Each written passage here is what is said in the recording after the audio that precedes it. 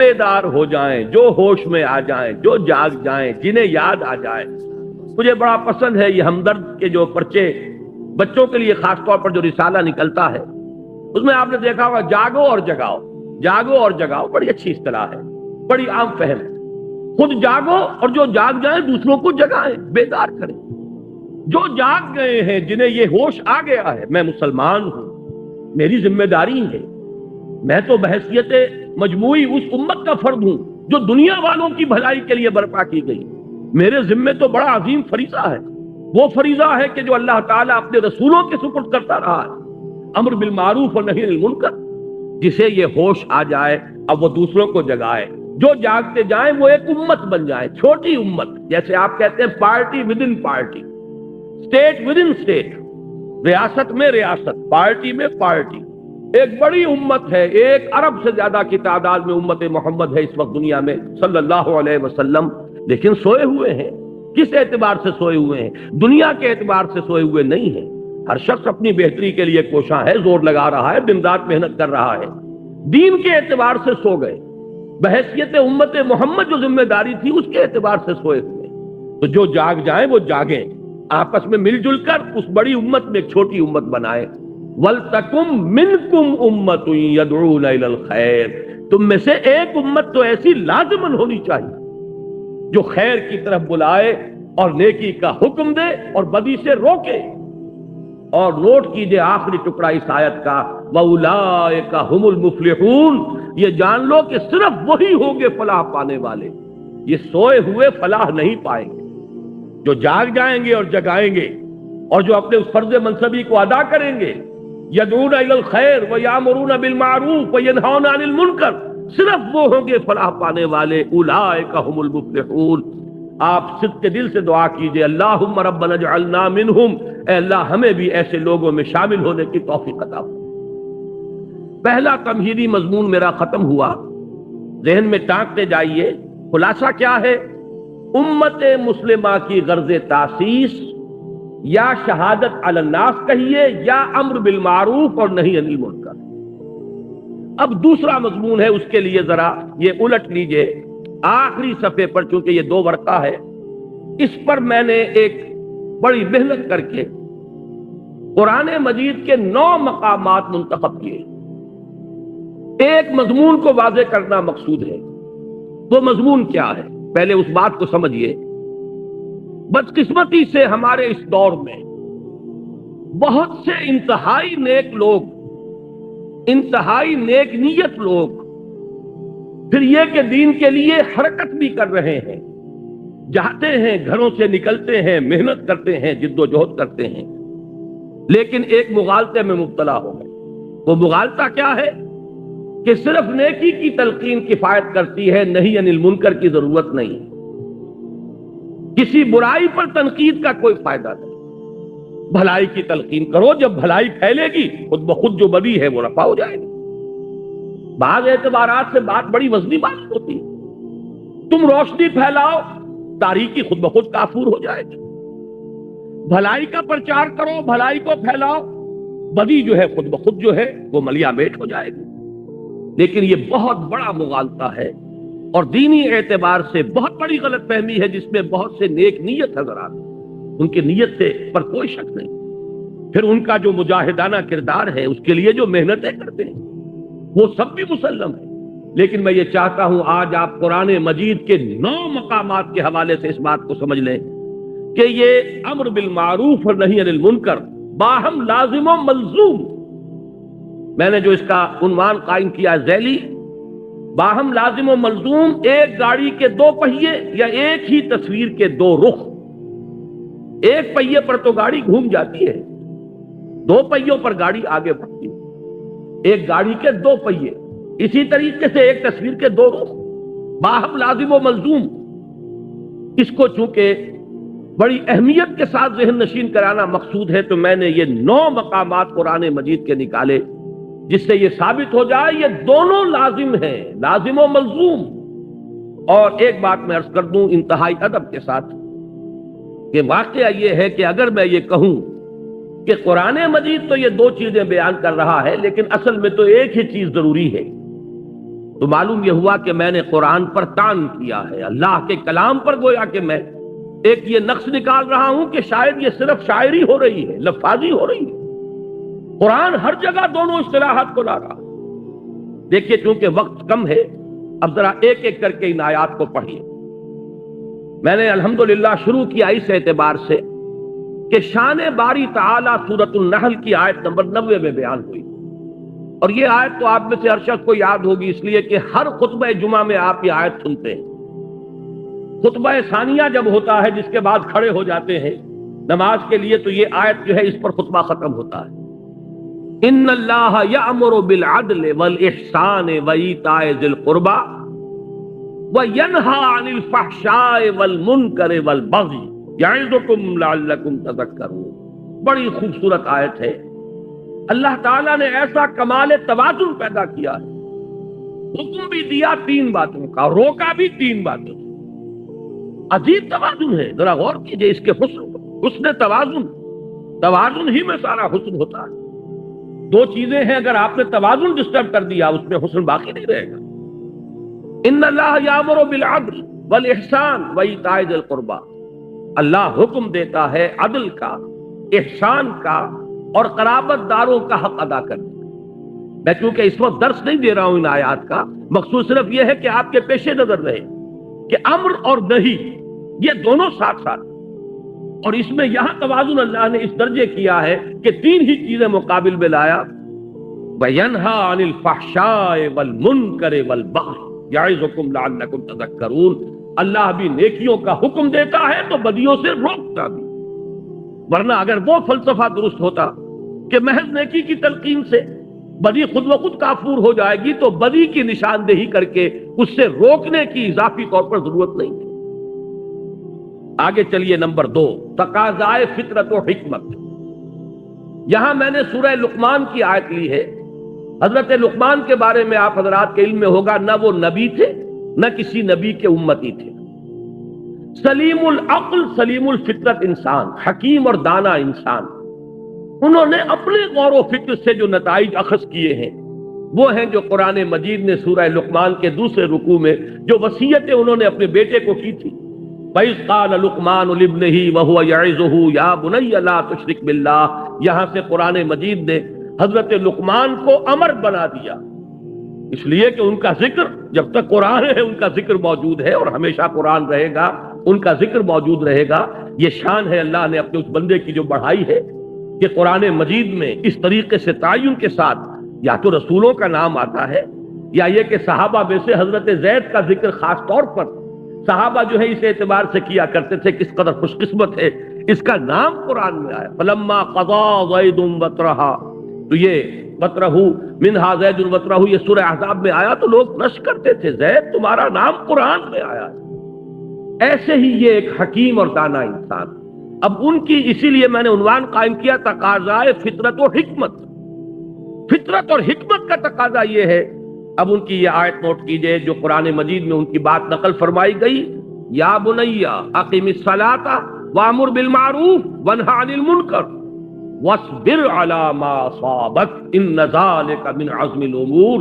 اے میرے بچے، نماز قائم رکھ، نیکی کا حکم دے، بدی سے روک، اور پھر صبر کر جو تجھ پر بیتے۔ دیکھیے بڑی پیاری بات، نیکی کی تلقین پر کبھی آپ کو ریزنٹمنٹ نہیں ہوگی، لوگ سن لیں گے مانے یا نہ مانے، بھائی بھلا کام کیا کرو، نیک کام کیا کرو، بھائی نماز پڑھا کرو، بھائی روزہ رکھا کرو، کوئی آپ کو پلٹ کر گالی نہیں دے گا۔ یہ دوسری بات ہے کہ جیسے چکنے گھڑے پر پانی پڑتا ہے اور نکل جاتا ہے، اور ایک کان سے سنا دوسرے کان سے نکال دیا، لیکن اصل میں جب جوابی کارروائی ہوتی ہے لوگوں کی طرف سے، جب آپ کسی بدی پر روکیں اس وقت پھر ریزنٹمنٹ ہوتی ہے، اس وقت پھر جو ہے ریٹیلیشن ہوتی ہے۔ چھوٹے سے بچے کو کہہ کر دیکھیے کہ بیٹے یہ کھیلنے کی جگہ نہیں ہے، یہ کرکٹ کا میدان نہیں ہے، یہ سڑک ہے، کسی کا سر پھوڑ دو گے، کسی کی گاڑی کا شیشہ توڑ دو گے، لیکن ذرا کہہ کے دیکھیے پھر آپ کا وہاں سے اپنی عزت کو سالم لے کر واپس چلا جانا آسان نہیں ہوگا۔ چھوٹی سی چھوٹی بات کہہ کر دیکھیے کسی کو۔ اس لیے یہاں حضرت لقمان فرما رہے ہیں میرے بچے نماز کو قائم رکھ، نیکی کا حکم دے، بدی سے روک، اور پھر جو آئے اسے جھیل، برداشت کر، صبر کر۔ وَاصْبِرْ عَلَىٰ مَا أَصَابَكَ، یہی تو ربط ہے سورۃ العصر میں۔ والعصر ان الانسان لفی خسر الا الذین آمنوا وعملوا الصالحات وتواصوا بالحق وتواصوا بالصبر. حق کی وصیت کر کے ظاہر بات ہے کہ پھر آپ کو صبر کی بھی ضرورت پیش آئے. تیسری چیز پر آئیے شان محمد صلی اللہ علیہ وسلم. یہ سورہ اعراف کی ایک آیت ہے. اس کا پس منظر یہ ہے کہ جب حضرت موسیٰ علیہ السلام کو اللہ تعالیٰ نے کوہ طور پر بلا لیا تھا 30 راتوں کے لیے، پھر وہ بڑھا کر 40 راتیں کی گئی، اور وہاں ان کی عدم موجودگی میں بنی اسرائیل نے بچڑے کی پرستی شروع کر دی. تو جب وہ واپس آئے ہیں تو بہت غضبناک ہوئے. وہ تو آپ کے علم میں پورا واقعہ ہے. پھر سب سے بڑی توبہ ہوئی ہے تاریخ میں. 70,000 یہودی قتل ہوئے ہیں اس مرتد ہونے کی پاداش میں. ہر قبیلے میں سے جنہوں نے شرک کیا تھا، تو جو لوگ توحید پر قائم رہے انہیں حکم دیا گیا کہ اپنے رشتہ داروں کو ذبح کرو. مرتد کی سزا اسلام میں قتل ہے. انہوں نے اسلام لانے کے بعد، نبی کے ساتھی ہونے کے بعد، اور گائے کی پرستش کی. یہ سارا جو ہے جس کو آج کی اصطلاح میں آپ پرج بھی کہہ سکتے ہیں، بہت بڑا پرج ہوا یہ اپنی اس پارٹی کا. اس کے بعد کوہ طور پر وہ 70 سرکردہ لوگوں کو لے کر حاضر ہوئے. دعا کی پروردگار ہم سے خطا ہو گئی ہے، معاف فرما دے اور ہمارے لیے رحمت کا فیصلہ فرما دے. اس کا جواب دیا گیا کہ ایک تو میری رحمت عام ہے، وہ تو ہر شے کے ساتھ، رحمتی وسعت کل شے. ایک میری خاص رحمت ہے جو میں نے لکھ دی ہے اپنے ان بندوں کے لیے جو میرے رسول نبی امی پر ایمان لائیں گے صلی اللہ علیہ وسلم. یہ سورہ اعراف کی آیت نمبر 157 ہے. اس نبی امی کی جو شان بیان ہوئی ہے صلی اللہ علیہ وسلم، وہ آیت ہے یہ: الذین یتبعون الرسول النبی الامی الذی یجدونہ مکتوبا عندہم فی التوراۃ والانجیل. وہ لوگ کہ جو پیروی کریں گے میرے رسول نبی امی کی، جس کو وہ دیکھیں گے، موجود پائیں گے لکھا ہوا اپنے پاس تورات اور انجیل میں، یعنی جن کی پیشین گوئیاں درج ہوں گی. اب وہ نبی جب آئیں گے کیا کریں گے؟ دیکھیے پہلا کام کیا ہے: یامرہم بالمعروف وینہاہم عن المنکر ویحل لہم الطیبات ویحرم لہم الخبائث. نبی جب آئیں گے میرے نبی امی، میرے رسول نبی امی صلی اللہ علیہ وسلم، کیا کریں گے؟ انہیں نیکیوں کا حکم دیں گے، بدی سے روکیں گے، ان کے لیے طیب چیزوں کو حلال ٹھہرائیں گے اور ناپاک اور گندی اور خبیث چیزوں کو حرام ٹھہرائیں گے. لیکن اس میں پہلی شے جو آ رہی ہے وہ کیا ہے؟ وہی گاڑی کے دونوں پہیے لازم و ملزوم: یامرہم بالمعروف وینہاہم عن المنکر. نمبر 4، شان صحابہ رضی اللہ تعالیٰ عنہ. اب آپ نے نوٹ کیا ہوگا میں درجہ بدرجہ سیڑھی اتر رہا ہوں. شان باری تعالیٰ سب سے اوپر، پھر وہ فطرت اللہ التی فطر الناس علیہا. اس کو انسانوں کی فطرت کو کہا گیا فطرت اللہ، اس لیے نمبر 2 پر اس کو لایا ہوں. نمبر 3 پر رسول صلی اللہ علیہ وسلم. نمبر 4 پر صحابہ. درجہ بدرجہ نیچے اتر رہے ہیں. صحابہ کی شان کیا ہے؟ سورہ توبہ کی آیت نمبر 71: والمومنون والمومنات بعضهم اولیاء بعض یامرون بالمعروف وینہون عن المنکر. مومن مرد اور مومن عورتیں آپس میں ایک دوسرے کے ساتھی ہیں، پشت پناہ ہیں، مددگار ہیں، حمایتی ہیں. اور ان کی شان کیا ہے؟ یامرون بالمعروف وینہون عن المنکر. نیکی کا حکم دیتے ہیں، بدی سے روکتے ہیں. اس کا ذرا کانورس بھی دیکھ لیجئے. یہ کانورس کا لفظ شاید میری عمر کے لوگوں کو یاد آیا ہو جنہوں نے انگریزی میں میٹرک میں جیومیٹری پڑھی تھی. ہر تھیورم کا ایک کانورس ہوتا تھا، ایک نظریہ ہے، ایک اس کا عکس ہے. تو اس کا بھی ایک عکس ہے. منافقین کی شان بیان ہوئی ہے، کیفیت منافقین، اسی سورہ توبہ کی آیت نمبر 67 میں: المنافقون والمنافقات بعضهم من بعض یامرون بالمنکر وینہون عن المعروف. لفظ دونوں یہاں بھی آ گئے. یہ منافق مرد اور منافق عورتیں یہ ایک دوسرے میں سے ہیں، یہ ایک دوسرے کے ساتھی ہیں، پشت پناہ ہیں، مددگار ہیں. وہ کیا کرتے ہیں؟ وہ نیکی سے روکتے ہیں اور بدی کا حکم دیتے ہیں. یہاں میں ذرا ایک حدیث بھی آپ کو سنا دوں. ایک مرتبہ حضور نے صحابہ کرام سے فرمایا: تم لوگوں کا کیا حال ہوگا؟ کیف انتم اذ لا تأمرون بالمعروف ولا تنہون عن المنکر. کیا حال ہو جائے گا مسلمانوں تمہارا جب تم نیکی کا حکم دینا چھوڑ دو گے اور بدی سے روکنا چھوڑ دو گے؟ صحابہ حیران ہوئے، ان کے لیے تو یہ ناقابل قیاس، ناقابل گمان بات۔ انہوں نے کہا اوا کائن ذالک یا رسول اللہ، انہوں نے حیرت کے ساتھ کہا، اے اللہ کے رسول کیا ایسا ہونے والا ہے؟ آپ نے فرمایا بل اشد من ذالک سیکون، تم اسی پر حیران ہو رہے ہو اے میرے صحابہ، اس سے بھی زیادہ شدید کیفیت پیدا ہو جائے۔ اب وہ حیران ہوئے، وہ کیا ہوگی؟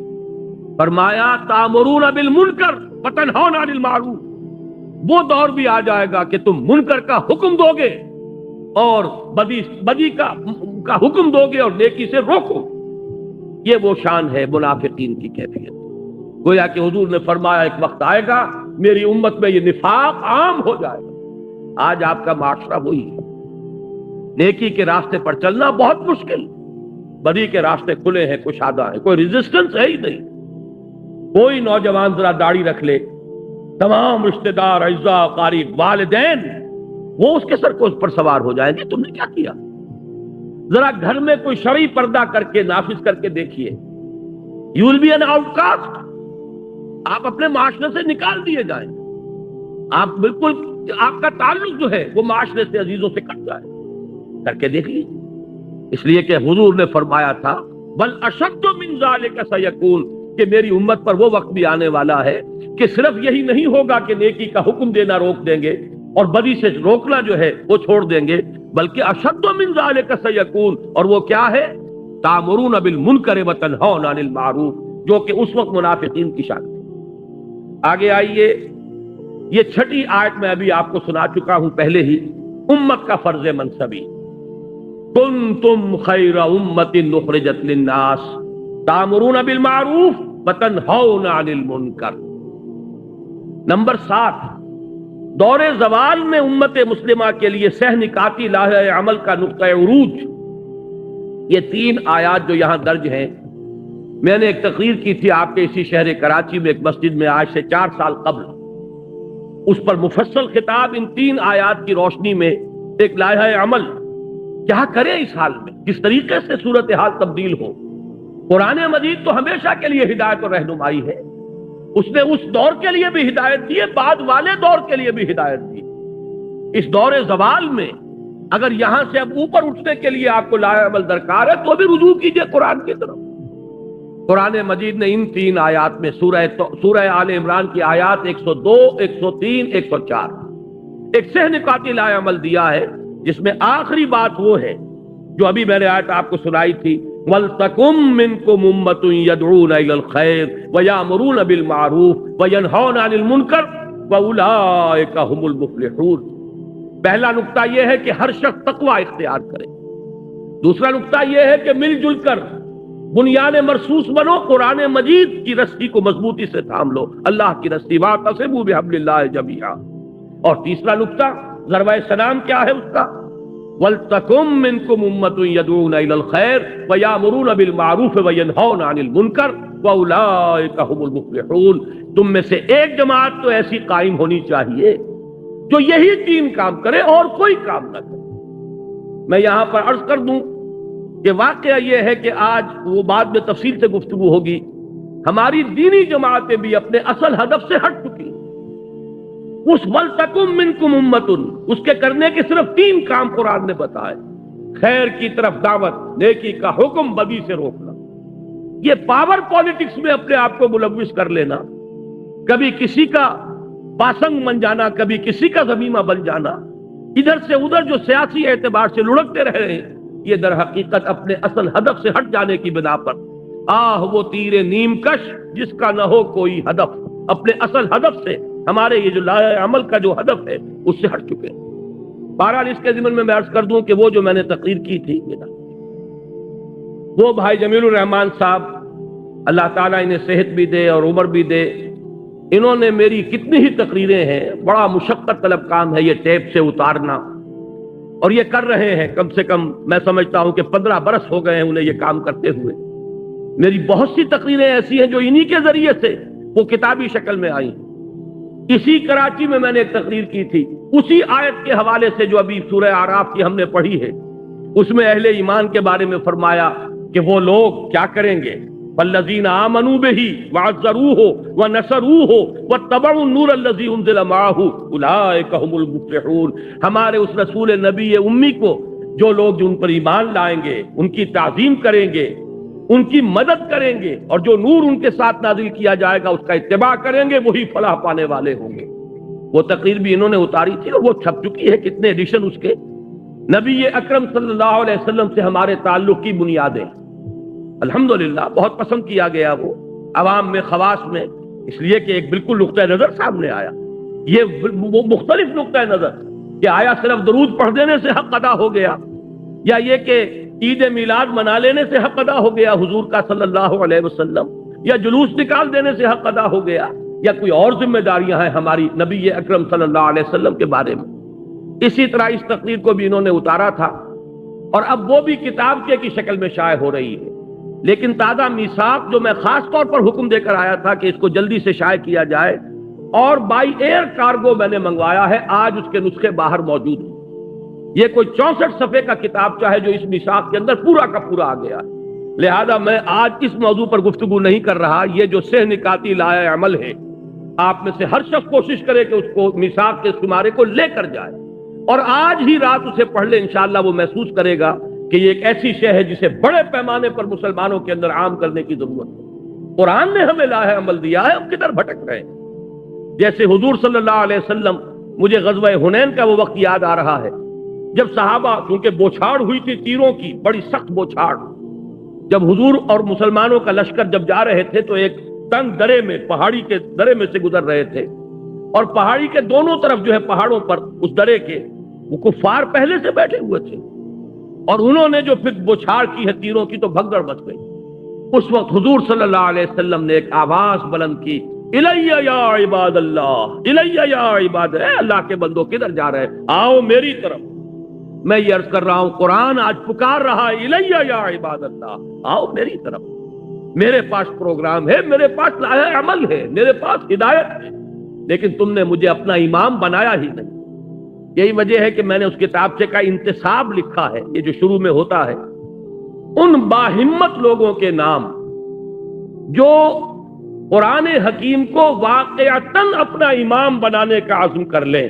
یہ کتابچہ ان کی خدمت میں پیش ہے کہ اگر وہ چاہتے ہیں کہ قرآن کو امام بنائیں تو قرآن یہ راستہ سے نکاتی راستہ ہے جو دکھا رہا ہے۔ وہ اس میثاق کے شمارے میں اور مضامین نہیں ہے، اس میں صرف ایک چھوٹا سا مضمون اور ہے، پورا کتاب اسی کتابچے پر یہ میثاق کا شمارہ جو ہے وہ مشتمل ہے۔ وہ میں پھر عرض کر رہا ہوں کہ لے کر جائیے، یوں سمجھیے کہ میرے آج کے درس کا یہ تتمہ ہے، تکملہ ہے۔ اب آ جائیے اس موضوع کی طرف۔ ہم نے 7 مقامات دیکھ لیے کہ جہاں امر بالمعروف اور نہی عن المنکر لازم و ملزوم ہے۔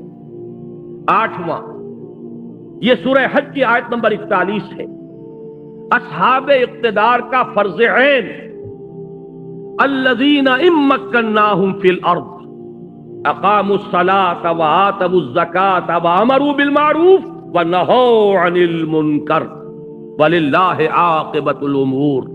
وہ لوگ کہ جنہیں اگر ہم اختیار اور اقتدار اور تمکن فی الارض، حکومت عطا فرما دیں تو وہ کیا کریں گے؟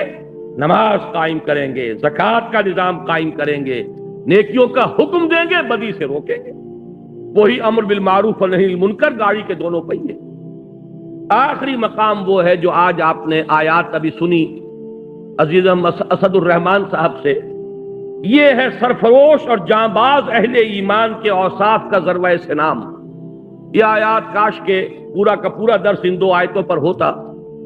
اس کا آغاز ہوا ان اللہ اشتری من المؤمنین انفسهم واموالهم بان لهم الجنہ۔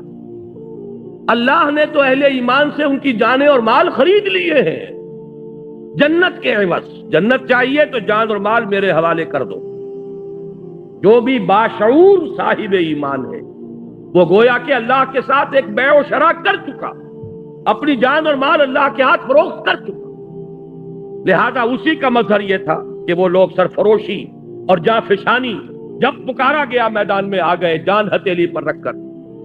اب یہ جو لوگ ہیں ان کے کچھ اوصاف ہیں جو اگلی آیت میں بیان ہوئے۔ میں پورا آیت کا اس پر ترجمہ نہیں کر رہا، اتنا وقت نہیں ہے، لیکن ذرا نوٹ کیجئے یہ سرفروش لوگ، فدائین لوگ، اللہ تعالیٰ مجھے اور آپ کو توفیق دے کہ ہم بھی یہ تمنا یہ رکھیں جیسے حضور نے فرمایا صلی اللہ علیہ وسلم، لَوَدِدْتُ أَنْ أُقْتَلَ فِي سَبِيلِ اللَّهِ ثُمَّ أُحْيَا ثُمَّ أُقْتَلَ، میری بڑی خواہش اور آرزو ہے کہ میں اللہ کی راہ میں قتل ہو جاؤں، پھر مجھے زندہ کیا جائے، پھر ایک مرتبہ اللہ کی راہ میں قتل ہو جاؤں۔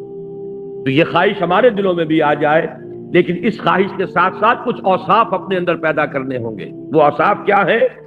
التائبون، العابدون، الحامدون، السائحون، الراکعون، الساجدون، الآمرون بالمعروف والناہون عن المنکر والحافظون لحدود اللہ وبشر المؤمنین۔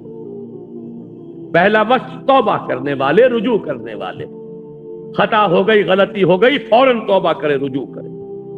عابدون، اللہ کے عبادت گزار، اس کے اطاعت شعار، اس کی بندگی کو اپنی زندگی کا اصول بنا لینے والے۔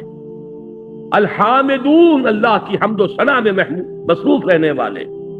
السائحون، لذات دنیاوی سے کنارہ کشی کر لینے والے۔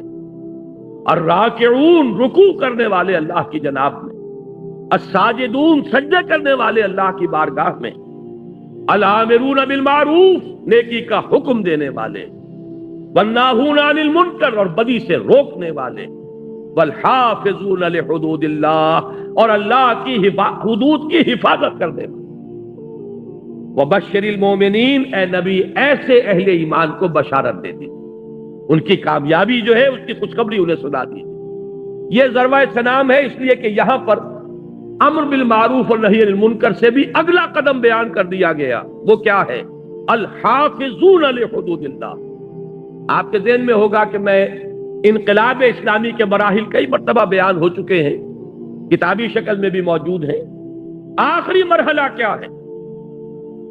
میں نے عرض کیا ہے ڈیمونسٹریشن، میدان میں آ جانا۔ اب یہ غلط کام ہم نہیں ہونے دیں گے، نہی عن المنکر بالید، طاقت کے ساتھ چیلنج کر دینا کہ یہ کام اب تک تو ہم خوشامد کر رہے تھے، اب تک ہم کہہ رہے تھے کہ خدا کے لیے باز آ جاؤ، اب نہیں ہونے دیں گے، ہماری لاشوں پر ہوگا، جیتے جی نہیں ہونے دیں گے۔ یہ ہے حفاظت اللہ کے حدود کی۔ آپ کو معلوم ہے کہ آپ کی فوج، اس کا مقصد کیا ہے؟ یہ جو ارب روپیہ خرچ ہوتا ہے فوج پر، آپ کے بجٹ کا بہت بڑا حصہ صرف ہوتا ہے فوج پر، کیا مقصد ہے اس کا؟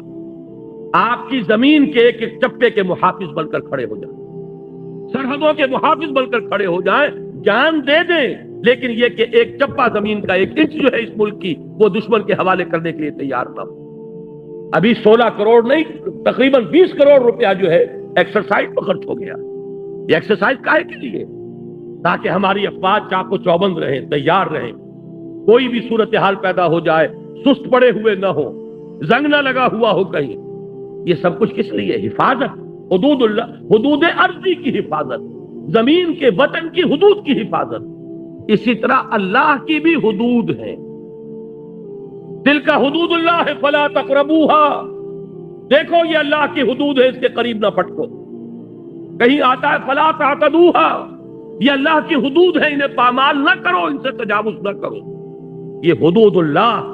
اب اللہ کا ایک بندہ، وہ سرفروش، ان اللہ اشتری من المؤمنین انفسهم واموالهم بان لهم الجنہ، جو جان اور مال بیچ چکے اللہ کے ہاتھ، وہ در حقیقت اس کی چوٹی کیا ہے؟ وہ اللہ کے حدود کا محافظ بن کر کھڑا ہو جائے۔ میرے جیتے جی یہ حد، اللہ کی حد جو ہے یہ پامال نہیں کی جائے گی، میں زندہ رہوں اور اللہ کی حدود جو ہے پامال کر دی جائے، نہیں ہوگا۔ جب یہ الفاظ میں کہہ رہا ہوں، مجھے حضرت ابوبکر صدیق یاد آ گئے رضی اللہ تعالی عنہ۔ انہوں نے یہی فرمایا تھا، ایبدل الدین وانا حی، کیا دین کے اندر تغیر کر دیا جائے گا جبکہ میں ابھی زندہ ہوں؟ میری زندگی میں نہیں ہو سکتا۔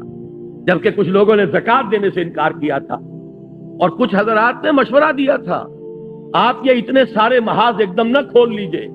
ایک طرف تو مدعیان نبوت ہیں، کھلم کھلا مرتد، ٹھیک ہے، ان کے خلاف تو اقدام کیجئے، لیکن انہوں نے کسی نبی کو تو نہیں مانا ہے، کسی چیز کا انکار نہیں کیا ہے، کلمہ پڑھ رہے ہیں، آپ ان کے خلاف جو ہے محاذ نہ کھولیے، اس لیے کہ اس وقت بڑے حالات مخدوش ہیں۔ تو الفاظ کیا تھے ابوبکر صدیق کے؟ کیوں بن گئے وہ افضل البشر بعد الانبیاء بالتحقیق؟ یہ مقام جو حاصل ہوا ہے، ایبدل الدین، کیا دین کے اندر تبدیلی کر دی جائے گی؟ وانا حی، اس حال میں کہ میں زندہ ہوں؟ نہیں ہو سکتا۔ فرمایا تھا انہوں نے، جب حضرت عمر نے یہ کہا تھا، مشورہ دیا تھا کہ اس وقت حالات ٹھیک نہیں ہیں، آپ ایک طرف جو جیش اسامہ ہے اس کو بھی نہیں روک رہے، روم کے ساتھ ٹکراؤ جو ہے اسے بھی جاری رکھ رہے ہیں، اس دلیل پر کہ حضور نے جو جھنڈا باندھ دیا تھا میں اسے کیسے کھول دوں؟